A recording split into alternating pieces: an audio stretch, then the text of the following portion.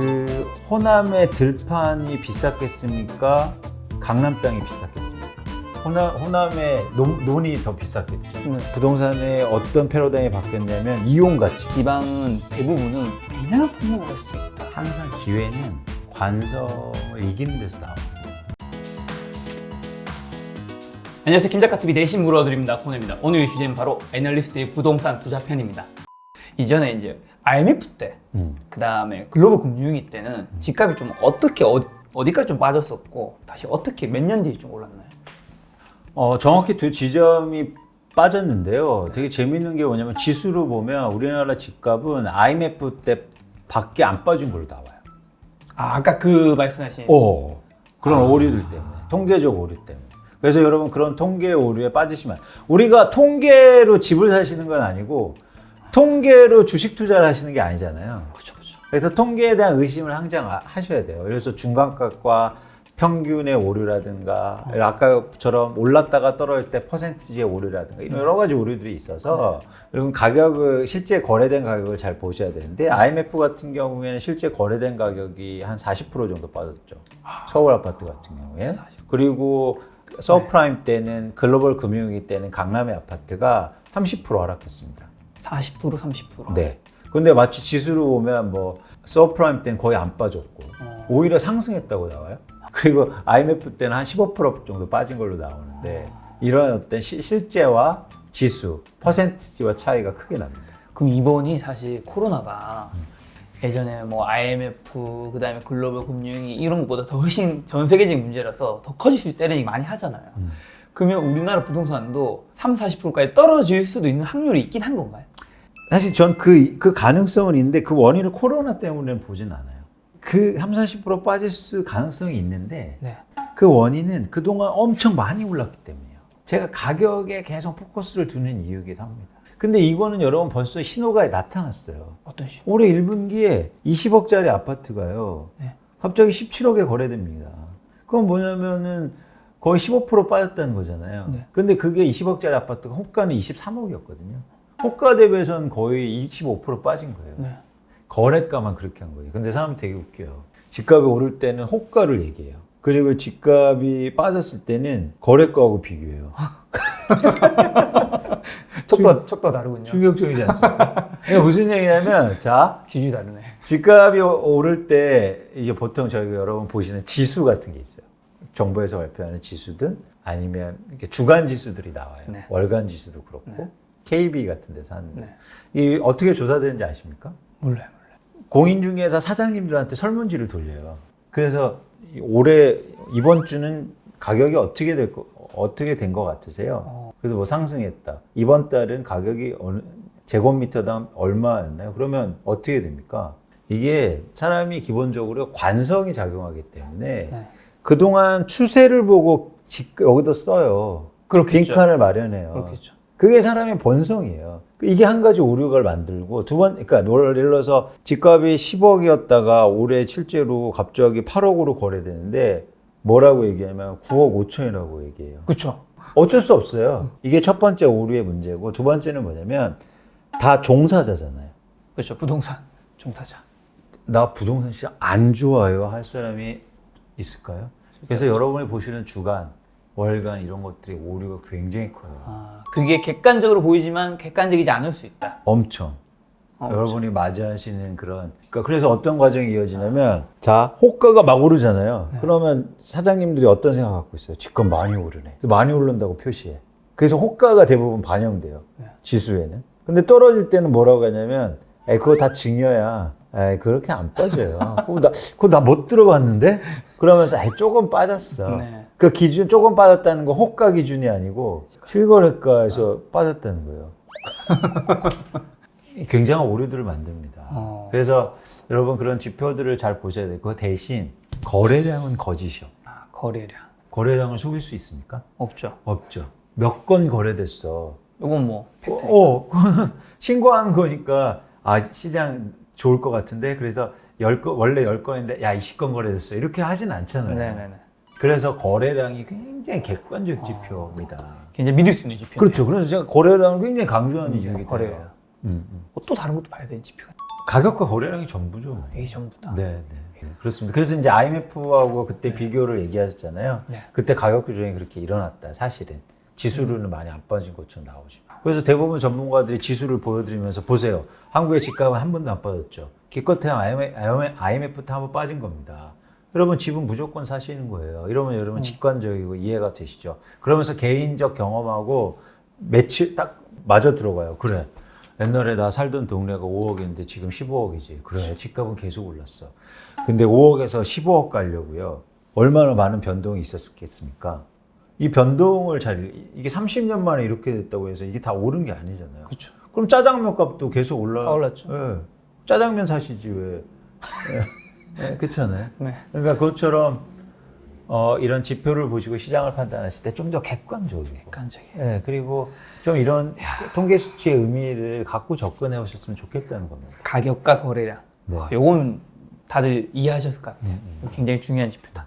근데 요즘에 주식시장에서는 굉장히 핫한 키워드가 하나 있잖아요. 아마 들어보셨을 텐데 위원님도 언택트. 그래서 언택트 때문에 뜬 게 사실 뭐 네이버라든가 카카오라든가 그다음에 넷플릭스 이런 것들이잖아요. 부동산은 이런 언택트 시장이 뜨는 걸로 인해서 좀 영향받는 거 없나요? 부동산 시장은 일단 아까처럼 유동성의 문제가 있어서 네. 그런 어떤 전망이나 흐름이 예상돼도 바로 시장에 반영되진 않아요. 주식시장은 그게 먼저 막 주가가 오르고. 선반영이죠. 예. 근데 부동산 시장은 그 실제로 시대가 와야 반영이 되기 시작합니다. 어떻게 보면 부동산이 약간 좀 후반영? 그렇죠. 그래서 경기가 안 좋다고 그래서 야 부동산 가격이 안 빠져. 그 안전자산이 하시면 안 돼요. 서서히 반영될 가능성이 있기 때문에.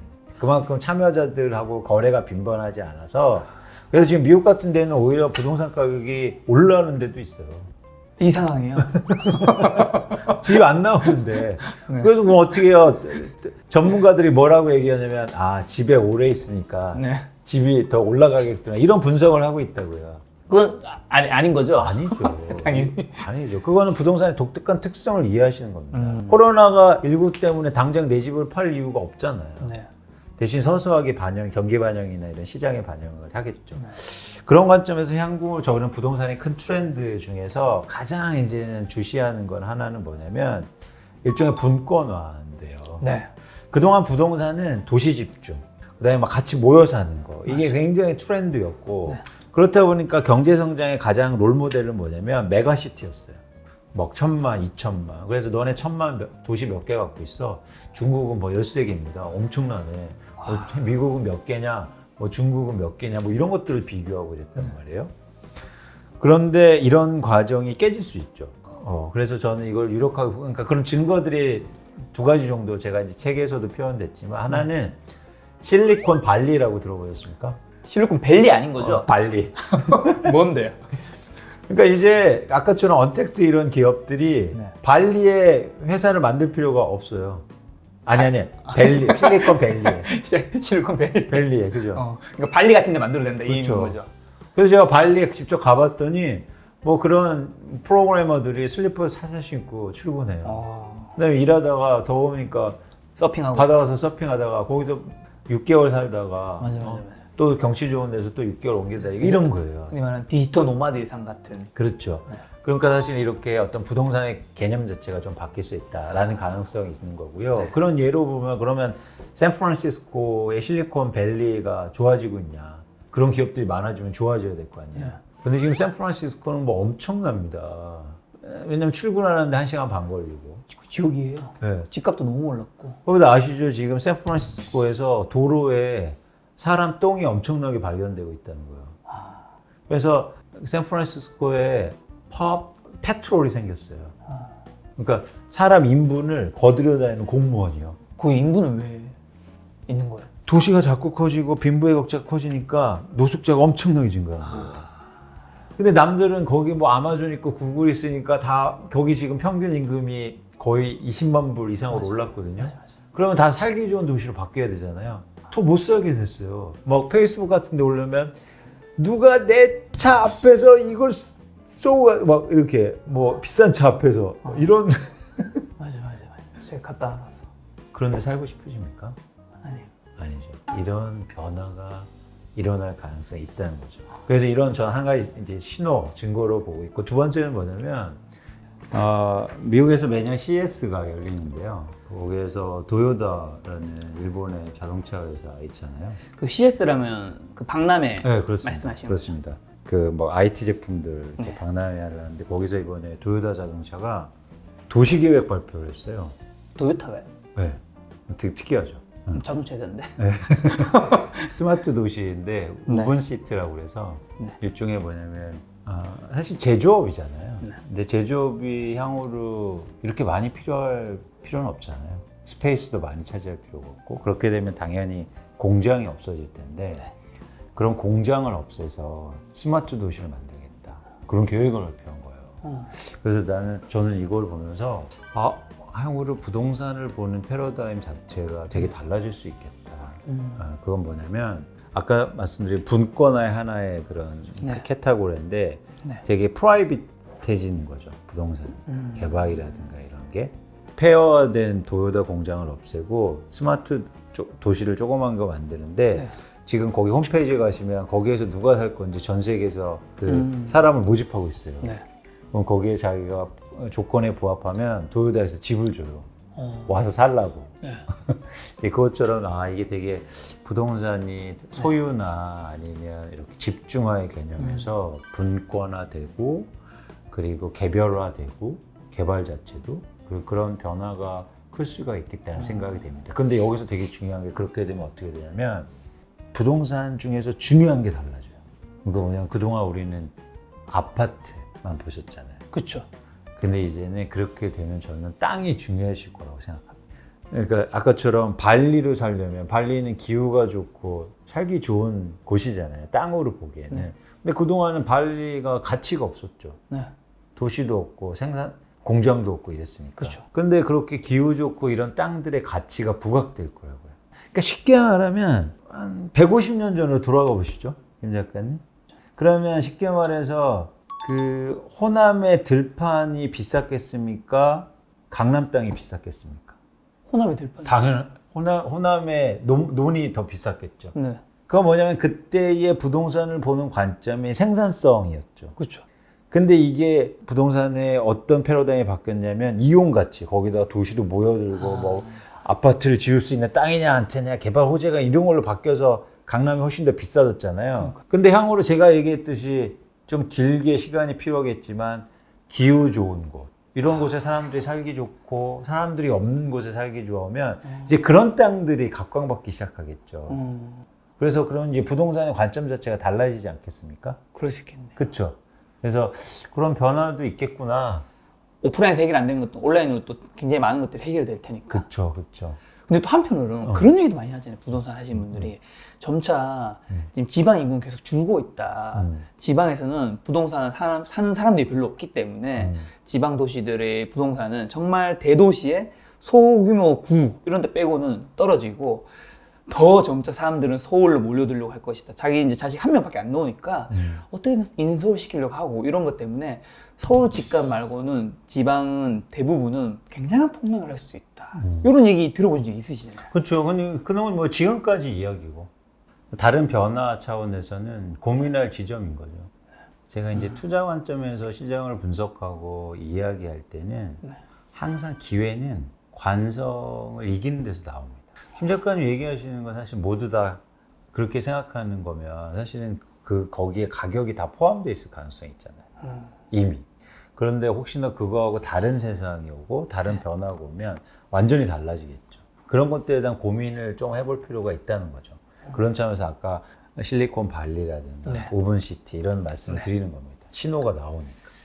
이 단순한 수요 공급이 아니라 공급은 어떻게 보면 매물이 굉장히 중요하고 수요 쪽은 부동산 투자 수요 이쪽이 되게 중요하다 말씀을 하셨잖아요.